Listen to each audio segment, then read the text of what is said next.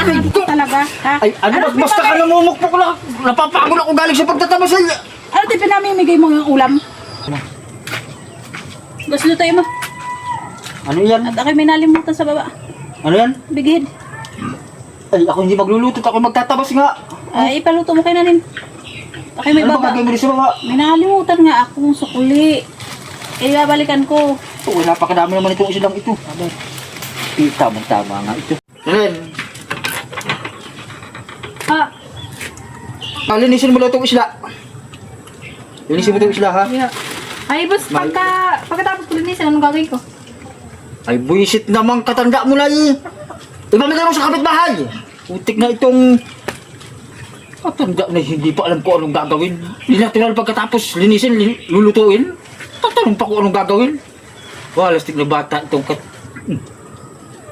Walastig na bata ito. Nagsasaka pa ako. Wala na pala dito. Oh, bahala nga dyan. Buwisit na lang. Kapagtabas na lang. May walastik na yan si boss ay. Pamimigay lang din naman, tapos pahihirapan pa ako maglinis. Hindi dapat sila na lang din naglinis. Kasi swerte naman maigi ng pagbibigyan. Baka hirap para mo maglinis ng isda.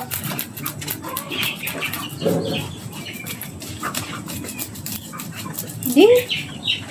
Lalaki pa naman tapos ipapimigay lang ni boss. Ay. Kaya na nga inisin ito.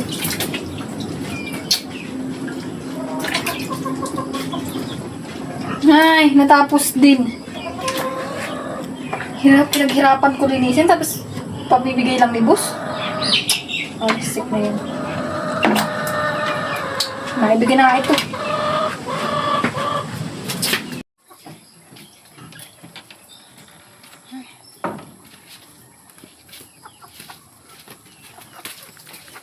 Ano naman itong bahay nila ay?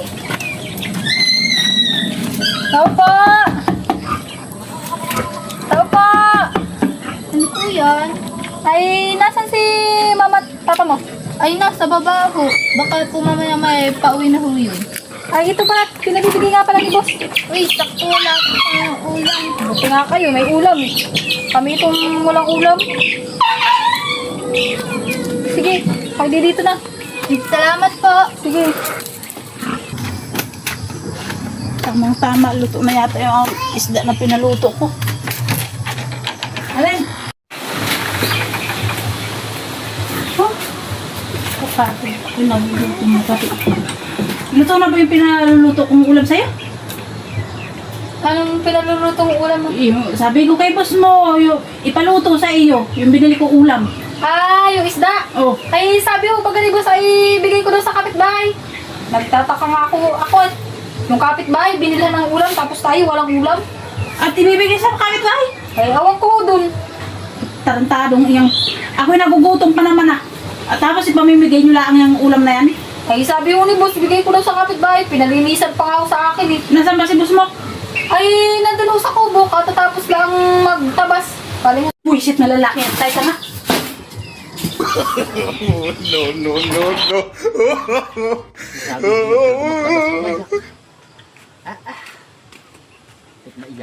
Aray ko! Talaga, ha? Ay, ano? Basta ka namumukpok lang. Napapagod ako galing sa pagtatabas.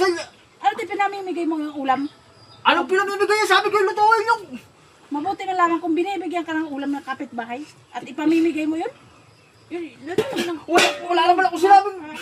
Ha, ako'y gutom na. Ay, ano ba't Kakain ay... Ano ba't binigay nila ninyong isla? Eh, sabi mo ipamigay. Talaga naman. Anak ka ng pu.